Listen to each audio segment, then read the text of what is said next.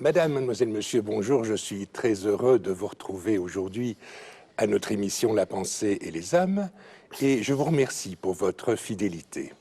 Alors récemment, nous avons reçu dans une sorte de joute oratoire un catholique en la personne du professeur Vincent Hansens de l'Université catholique de Louvain et un laïc, un libre penseur en la personne de Marcel Boldebal, professeur de sociologie à l'ULB. Eh bien, je vais essayer aujourd'hui de refaire, mais peut-être avec un clin d'œil et un peu plus d'humour, l'émission que j'ai faite il y a un certain nombre de semaines. Vous allez voir, aujourd'hui, ce ne sera pas triste. Je vous retrouve après notre générique.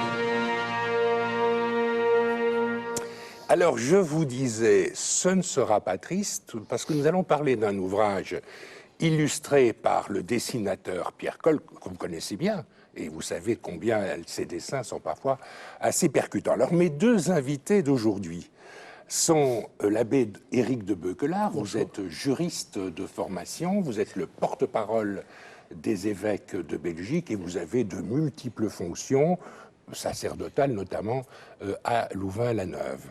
Et vous représentez un peu aujourd'hui, si j'ose dire, le monde catholique. Et alors, le monde laïque, le monde de la libre pensée, est représenté par mon collègue Baudouin de Charneux. Vous êtes professeur d'histoire des religions à l'Université libre de Bruxelles. Vous êtes aussi membre de l'Académie royale de Belgique. Alors, à vous deux, vous avez fait un livre un peu en réponse, en deux parties, livre qui s'intitule « Une cuillère d'eau bénite et un zeste de soufre, regard croisé et joute amicale en 55 mots-clés », ouvrage publié aux éditions EME et, comme je le disais d'emblée, illustré par Pierre Coll. Je ne veux pas vous faire du tort, mais déjà, les illustrations de Pierre Coll doivent engager les personnes à lire cet ouvrage. Ces illustrations sont particulièrement amusantes et percutantes.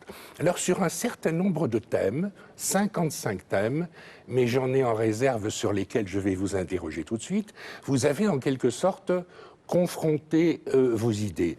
Est-ce que vous êtes arrivé à une opposition radicale ou bien est-ce que sur certains points, il y a des convergences ?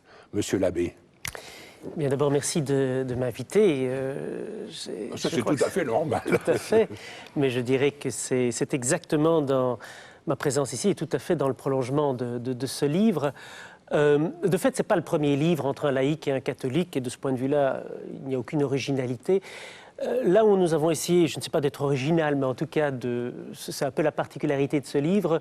Je dis toujours avec un petit sourire, ce livre est un peu le style livre de cuisine pour femmes pressées, c'est-à-dire qu'on a voulu être court, incisif sur des mots, mettre des dessins, et on salue Pierre Coll qui est le troisième complice, ce qui donne un peu... Auteur de la préface aussi, auteur de la préface, tout à fait, qui a voulu un peu donner son grain de sel, de manière à ce que... je dirais tout le monde n'a pas l'habitude de lire des longs livres de réflexion profonds, bien pensés. Tout le monde n'a pas non plus le temps. Donc c'est vraiment un livre qui s'adresse plutôt pour les gens qui ont moins l'habitude de lire de la philosophie ou ce genre d'ouvrage, ou pour des personnes, par exemple des jeunes qui ont 18, 19 ans, qui n'ont pas fort l'habitude de s'initier à la philosophie. Leur donner, et on leur dit, vous ne devez pas nécessairement tout lire du début jusqu'à la fin, mais vous dites, il y a le mal, la souffrance, la franc-maçonnerie, Dieu, la bigoterie, qu'est-ce que j'en pense? Et puis, qu'est-ce que dit Baudouin de Charneux? Je lis, c'est d'un côté du livre, je regarde d'abord les dessins, évidemment, puis éventuellement, je lis ce que Baudouin dit. Regardez surtout les dessins, évidemment. Et puis, je regarde ce que dit Éric de Beuquelard. Bon, évidemment, on trouve que ce qu'Éric de Beuquelard a dit est bien mieux. Non, c'est pas le but, mais donc, on se fait une idée. Mais surtout, et c'est ça le but, c'est de ne pas s'arrêter là, et c'est de se dire, et moi, quel est mon avis, c'est-à-dire de se mettre soi-même, qu'on soit croyant, agnostique, athée, se mettre soi-même en route, parce que je crois que la pire tare qu'on puisse ne pas souhaiter à la jeunesse d'aujourd'hui, c'est d'être une espèce de génération d'analphabètes spirituels qui ne se posent aucune question. Les questions de sens, on est obligé de se les poser. Et donc, modestement, Baudouin et moi, avec notre caractère, c'est vrai, on aime bien les petits clins d'œil, on joue à cela. Vous êtes très, il faut le dire pour les personnes qui nous regardent, vous êtes très copains en fait. Vous êtes très complices. On s'entend plutôt bien. Je suis toujours parti du principe qu'il n'en peut rien s'il est comme ça.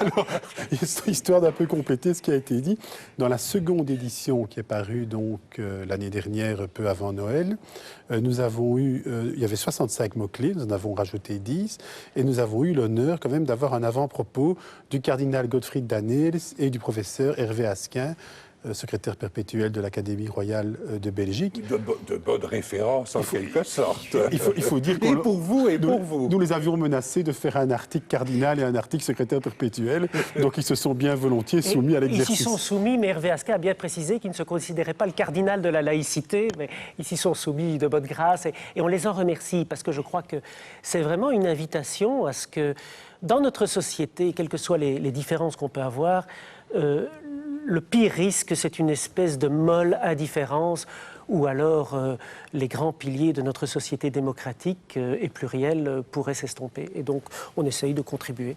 Mais je t'ai coupé, comme d'habitude, les curés font. Mais moi, je vais vous couper, Éric de Beuclard, Oui. parce que vous venez de dire quelque chose d'extrêmement intéressant à mes yeux, à ma lecture du livre. C'est que Éric de Beuclard, il rend compte de la position de l'Église sur un certain nombre de sujets. Tandis que Baudouin de Charneux, il ne rend compte que de l'idée de Baudouin de Charneux. Il ne parle pas au nom de l'ULB, il ne parle pas au nom de tous les engagements philosophiques, politiques, etc. qu'il peut avoir. Et c'est là que je sens une certaine différence. Je prends un sujet qui me touche beaucoup de près, que vous évoquez dans le livre, c'est la question du divorce. Vous ne pouvez pas, vous, Éric de Beuclard, dire le divorce, acceptons la chose comme elle est. C'est une réalité. Vous devez dire le divorce, l'Église ne le reconnaît pas. Et nous savons bien, parce que nous connaissons des personnes autour de nous qui sont des catholiques croyants, pratiquants, madame est abandonnée par son mari, eh bien elle ne pourra plus jamais se remarier avec quelqu'un d'autre parce qu'elle est divorcée et que l'Église ne reconnaît pas le divorce. Qu'est-ce que vous en pensez de ça? Je pense d'abord que faites lire ce que j'ai écrit par 10 catholiques, il y en a autant qui diront « moi je n'aurais pas dit les choses comme lui, je n'aurais peut-être pas dit… » Mais vous êtes une autorité, vous êtes prêtre, vous êtes théologien, vous avez beaucoup réfléchi à ces questions. J'ai beaucoup réfléchi, mais faites lire ça par 10 autorités. Même 10 autorités diront il l'a dit à sa manière. Je n'ai fait relire mes textes par personne. Non, bien sûr. Donc, mais il est évident que je ne me suis pas dit à chaque mot tiens, que dit l'Église? J'ai essayé de dire ce que je pense. Et de fait, c'est parce que je me sens à l'aise dans l'Église. Vous parliez du divorce. Je crois que je n'ai pas relu ce que j'ai écrit là-dessus, mais j'ai dû dire que sur la réalité, comme dit le Christ, que celui qui est sans péché jette la première pierre. Qui suis-je pour… Si moi-même j'avais été marié, est-ce que j'aurais pu tenir cet engagement dans un monde où c'est difficile? Ce n'est pas certain. D'un autre côté, ne me faites jamais dire. Et je crois que si demain je perdais la foi, je ne changerais pas d'avis. Je pense que le divorce aujourd'hui, surtout quand il y a des enfants, ça reste quelque chose de douloureux et de banaliser le divorce. Pour tout le monde. Ah non, mais ça, je suis bien d'accord avec vous. Eh bien, alors nous sommes à peu près d'accord. Pour tout le monde. Nous sommes à peu près d'accord. Non, nous ne sommes pas d'accord. Parce que nous ne sommes pas d'accord. Parce que pour moi, ce qui est très troublant dans l'attitude de l'Église, voyant les situations familiale et conjugale telle qu'elle se présente, une femme qui est trompée par son mari, que le mari quitte, elle ne peut pas, même si elle a des enfants ou si elle n'a pas d'enfants, peu importe, elle ne peut pas refaire sa vie dans l'Église. Elle peut refaire sa vie par ailleurs. Mais l'Église ne reconnaîtra pas qu'elle a été lâchement abandonnée et ne l'accueillera pas dans un nouveau mariage. Or, c'est quelque chose qui est assez normal de la part de personnes qui se sentent abandonnées. L'Église ne reconnaîtra pas comme sacramentel le nouveau mariage, mais Jean-Paul II, qui quand même ne peut pas être taxé de ne pas être une autorité, a bien écrit que même les divorcés remariés, même si, en principe, on leur demande de s'abstenir d'aller à l'Eucharistie pour manifester cela, mais qu'ils ont toute leur place dans les paroisses. Et je peux témoigner, j'ai été curé... Mais s'ils ne peuvent pas aller à l'Eucharistie, pour eux, ça compte peut-être beaucoup. Oui, mais moi, ça m'est complètement égal. J'entends bien, mais en même temps, ils précisaient qu'ils ont toute leur place dans les paroisses. Et j'ai été curé assez longtemps. Je peux témoigner que les divorcés remariés, ils ont leur place comme d'autres personnes qui vivent des situations... Nous ne sommes pas qu'une église de juste et de... Parce que je le citais à d'autres occasions, le Christ dit « Tu veux être parfait, va, vends tout ce que tu as, donne-le aux pauvres ». C'est un idéal. Moi, je n'arrive pas à le vivre. Je crois qu'il a du sens et que je dois essayer de le vivre. Mais je ne peux pas le vivre. Donc le premier pécheur, c'est moi, et ça ne m'empêche pas d'avoir ma place dans l'église. Et vous le dites peut-être d'être une autorité, mais ça ne m'empêche pas d'être un pécheur comme tout le monde. Notre église n'est pas une église de gens bien pensants ou justes. C'est une église de gens qui ne sont pas parfaits, mais qu'un idéal très beau et très fort essaye de mener un peu plus haut. Vous venez de dire quelque chose qui, moi, m'interpelle très fort, c'est le mot « bien pensant ». Nous avons vu sur les ondes de la RTBF récemment une émission avec Monseigneur Léonard, évêque de Namur, nommé par le pape archevêque de Belgique. Très bien. Et Monseigneur Léonard disait « Le pape a été inspiré par l'Esprit Saint dans ma nomination ». En réalité, moi, je pense, à part moi, que le pape a envisagé la situation de l'Église de Belgique qu'avec ses conseillers. Il s'est dit, au fond, peut-être le type, d'abord c'est un wallon, il faut faire l'alternance wallon-flamand. C'est un évêque qui tient bien les rênes en main. Voilà la personne qui convient. Mais Monseigneur Léonard nous dit, oui, mais le pape a été inspiré par l'Esprit Saint. Moi, je vous avoue que je cale là, je ne comprends pas. Expliquez-nous un petit peu ça. Non, je ne parle pas je ne parle pas au nom du CAL. Hein. Mais je crois que c'est la même chose quand vous me dites, tiens, ou quand quelqu'un me dit, ça c'est la femme de ma vie. Moi je peux dire, tu l'as rencontrée par telle circonstance, tu n'aurais pas fait tes études là-bas, tu ne l'aurais jamais. Mais à travers des circonstances humaines tout à fait aléatoires, eh bien je relis, de par notre histoire amoureuse, que voilà, c'est la femme de ma vie. C'est un peu un petit acte de foi, même laïque. C'est un magnifique acte de foi. Voilà, exactement. Eh bien, c'est du même ordre. Évidemment, Monseigneur Léonard, docteur en philosophie, ne dit pas qu'il y a eu une espèce une lumière du ciel. C'est pas la Pentecôte. Il n'y a pas une lumière du ciel qui a dit à Benoît XVI, écoute, c'est celui-là, mais qu'à travers toute une série de considérations humaines et autres, l'inspiration du pape, eh bien, il la relie dans sa foi comme étant bon an, mal an, mais comme également, à travers les limites qu'il a, comme on en a tous, un peu un encouragement à être celui que les chrétiens diraient la Providence envoie comme berger pour Malines Bruxelles. Mais c'est évidemment un petit acte de foi. Voilà un autre mot qui m'interpelle très fort. Je ne sais pas ce que vous en pensez. On va laisser la parole à Baudouin de Chardin. Sinon on va dire qu'on le censure. Providence. Vous avez l'air très heureux ensemble, en tout cas. On te censure, tu n'as pas ta place. Je vous écoute avec joie. Providence. Qu'est-ce que vous pensez, Baudouin, de Providence? Vous savez, moi, je crois que ce sont des métalangages qui sont liés à certains groupes humains. Hein. Dans un groupe, on va parler de philanthropie, dans l'autre, on va parler de charité. Dans un groupe, on va parler de providence, dans l'autre, on va parler de hasard. Bon. Mais au total, ce sont des mots et des codes qui font que quand on prononce ces mots-là, on est bien dans le groupe où on se trouve. Bon. Ce que nous avons essayé de faire peut-être dans ce petit livre, c'est quand même un peu décoder ces langages, de montrer qu'il y a quelquefois des rapprochements assez inédits, parfois aussi des points de divergence là où on ne les attend pas vraiment. Parce que, bon, les grands points de divergence que nous ne cessons de brandir dans notre société civile aujourd'hui, c'est souvent les questions qui touchent la bioéthique. Ce sont des problèmes importants, bien sûr. Enfin, une multitude d'autres points qui sont importants dans la vie, que nous avons essayé d'aborder. Et on se rend compte qu'au fond, ces langages spécifiques à des milieux donnés, mais tout l'art, c'est quand même d'essayer de les traduire. Alors je dirais, la providence est un concept, puisque vous m'interrogez sur le plan de mes enseignements, presque fort intéressant du point de vue philosophique, que l'on retrouve aussi bien dans la pensée grecque ancienne que dans la pensée chrétienne des premiers siècles. Malheureusement, dans le vocabulaire quotidien d'aujourd'hui, la providence est un petit peu devenue un concept qui couvre des notions floues comme le hasard. Finalement, il y a peut-être quelque chose à derrière. Enfin, une série d'expressions floues. La protection, hein, notamment quand on pense à l'État-providence, c'est l'État qui protège. Alors la providence, c'est ce qui vient protéger la situation de l'Église. Oui, dans la tradition chrétienne. Une transcendance qui vient.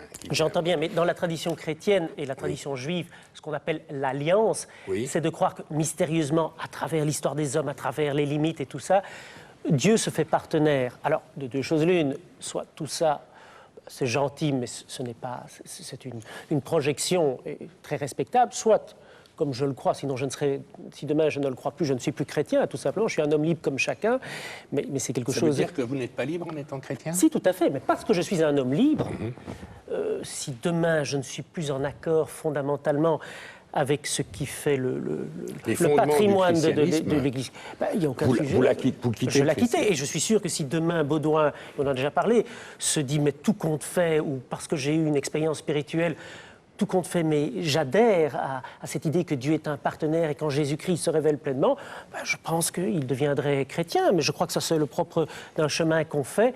Et personne ne sait de quoi l'avenir est fait. Tout ce que je peux dire, c'est que je suis très heureux comme ceci et que je pense qu'au contraire, je ne suis pas moins libre qu'un autre et que ça donne du sens à ma vie et que ça ne m'empêche pas d'être un citoyen très soucieux du pluralisme de notre société. Le débat le montre. Mais qu'en même temps, chacun se pose des questions. Il n'y a pas de foi sans doute, et je crois qu'il n'y a pas de doute, sans de temps en temps, le doute sur le doute. Je voudrais intervenir ici et peut-être vous parler d'une résonance personnelle. Il y a un mot, je crois que c'est le plus horrible mot de la langue française, mais qui est très lié à l'histoire du christianisme et à l'histoire des religions. Ça se rattache un petit peu à ce que vous venez de dire. Moi, l'un des mots qui me plaît le moins, c'est le mot dogme. Vous ne l'abordez pas dans votre ouvrage, mais dogme, c'est au fond la définition de ce qu'il faut croire. Et vous disiez, si moi je ne réponds plus à la définition de ce qu'il faut croire, je quitte le christianisme. Je trouve que aujourd'hui, au XXIe siècle, adhérer à un dogme, c'est quelque chose de... Oui, je vais vous répondre rapidement. D'anachronique, si j'ose dire. Mais on n'adhère pas à un dogme, on adhère à quelqu'un, à la personnalité de Jésus-Christ. La personnalité de Jésus-Christ. On peut être orthodoxe, protestant, pas catholique, hein, pour... Non, mais les chrétiens orthodoxes protestants se rassemblent sur 95% de l'accord. Le reste, c'est 5%. C'est la personne de Jésus-Christ. À partir de là, les balises, et je m'en explique, un dogme, c'est pas une définition, on ne définit pas le mystère. Les dogmes sont un balise qui protège le mystère qui est un infini.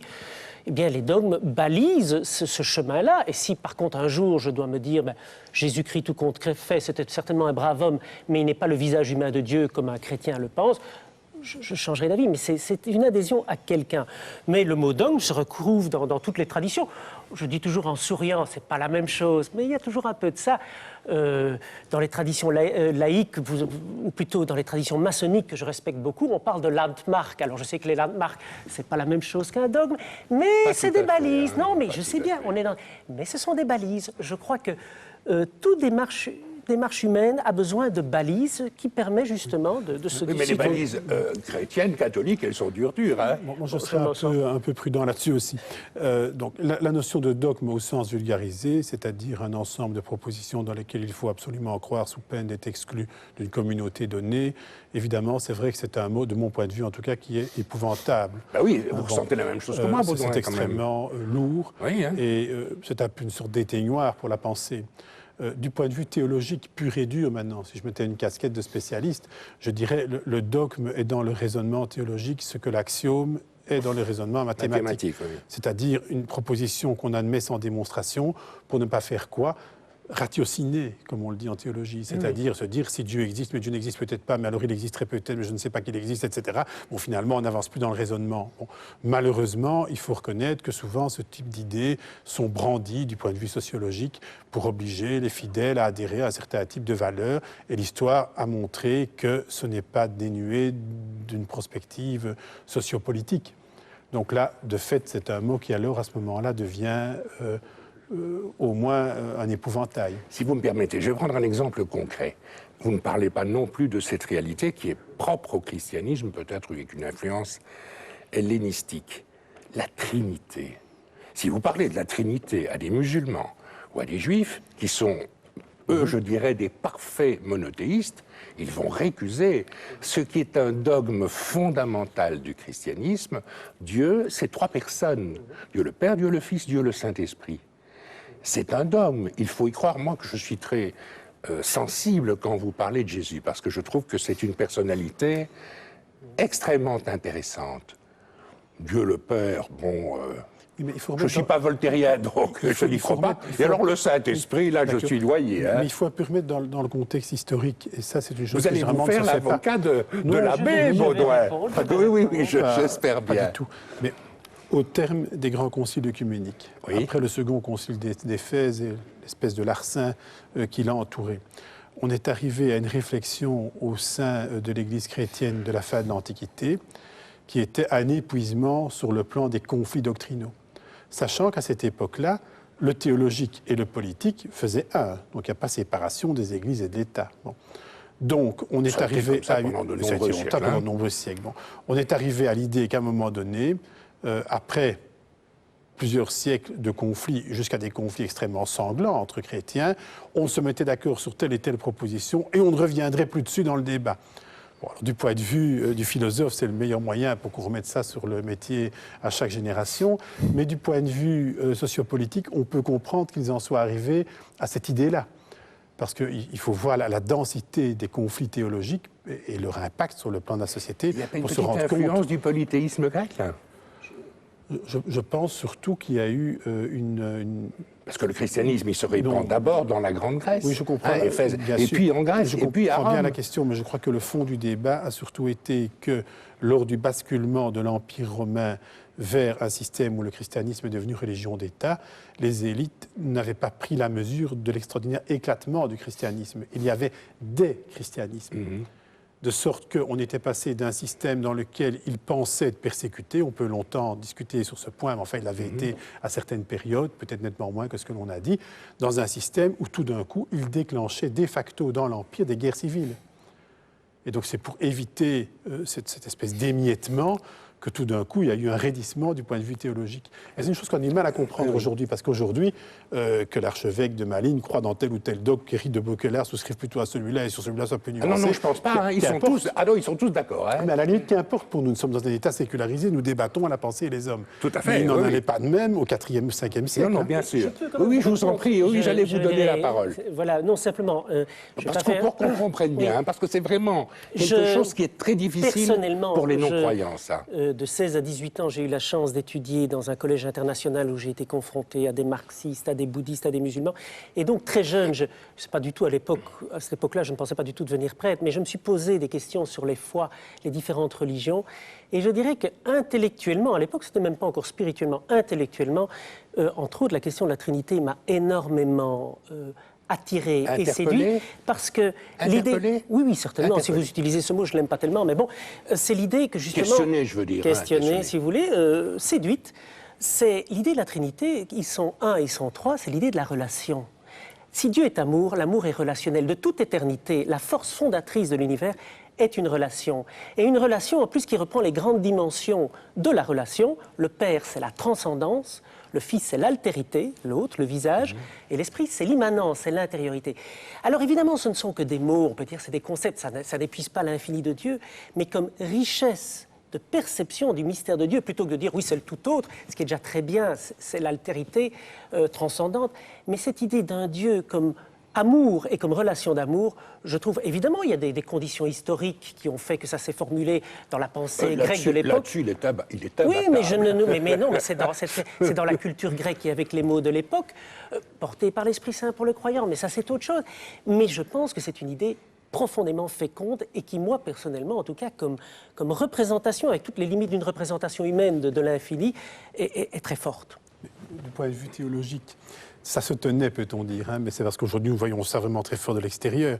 Bon, 1er siècle, Jésus meurt. Bon, la majorité des fidèles, qu'est-ce qui se pose comme question ? Certains disent que c'est le Fils de Dieu, mais comment est-ce qu'il était Fils de Dieu ? C'est un grand débat. Est-ce qu'il Oui, était s'il fils est le selon fils, il faut l'adoption, qu'il y ait un père. selon la chair, qui est le père, etc. Bien Le père sûr. était plus ou moins fixé par rapport à un corpus que nous appelons nous aujourd'hui l'Ancien Testament. Bon. Donc la première alliance. Deuxième étape, Jésus est venu, il s'est incarné, certains disent que c'est le Fils de Dieu. Bon, d'accord, mais il n'est plus là. Oui, mais il a ressuscité. Enfin, il est quand même parti, il y a eu l'ascension. Bon, donc il y a un vide. Si les chrétiens en étaient restés là... Il y a la Pentecôte, alors, Laissez-moi après finir. l'ascension. Si les chrétiens avaient été là et s'étaient arrêtés là, ce serait devenu une philosophie. C'est-à-dire qu'ils auraient eu une sorte de commémoration autour de textes qui auraient expliqué ce que Jésus avait enseigné, comme Platon a parlé de Socrate ou d'autres. Bon. Mais non, c'est une église, donc il faut une présence. Quelle présence? Le Père, on sait bien qu'il a tendance à être fort absent, comme le montre Kroll dans certaines de ses illustrations. Bon, c'est la transcendance, mais absolue quelquefois. Le Christ, l'incarnation, c'est intéressant, il y a une proximité, mais il n'est plus là quand même. Eh bien, il faut quelque chose. Donc là, quelque chose, ça a été la présence de l'Esprit. Donc il y a eu un déroulement théologique 2e, 3e, 4e siècle où on s'est quasiment posé les questions dans l'ordre. Nature du Christ, présence du Père et puis l'Esprit Saint. Bon, ce sont des questions évidemment qui échappent complètement peut-être à des esprits contemporains qui voient ces concepts d'un point de vue très extérieur, comme des discussions de théologie en chambre, dans des bibliothèques. Mais pour les gens d'époque, ça avait une grande importance. Mais je dirais que pour le croyant d'aujourd'hui, savoir que Dieu, on ne peut pas le réduire simplement à ce que nous voyons, il est tout autre, le Père, celui qui est la source. Dire le Fils, c'est Dieu qui a pris les hommes tellement au sérieux qu'il est devenu l'un des nôtres. L'Esprit, c'est celui qui habite en mon cœur. Je dis, le croyant que je suis peut témoigner que ça a du sens. Et je vous remercie de l'invitation. Écoutez, mes chers amis, je crois que nous avons passé... Vous riez, Baudouin. Je le vois tellement heureux de parler de ça à la pensée des hommes. Je crois que nous avons... Ça me fait plaisir aussi. Je crois que nous avons passé un bon moment sur des choses sérieuses, mais avec le sourire qui convient. Et ce sourire, ceux qui vont vous lire vont le retrouver. Alors je rappelle que vous avez publié, vous, Éric de Beuquelard, vous, Baudouin de Charneux, un livre, au fond, avec des questions qui sont questions-réponses. Hein. Vous dites chacun votre opinion à propos d'un certain nombre de thèmes. Cet ouvrage s'intitule « Une cuillère d'eau bénite et un zeste de soufre ». Regard croisé et joute amicale en 55 mots-clés, non c'est 65 mots-clés. Ouvrage illustré par Pierre Kroll, nous avons vu des illustrations au cours de l'émission, et publié aux éditions EME. Merci pour votre présence à notre émission d'aujourd'hui. Mademoiselle, monsieur, merci beaucoup. À bientôt.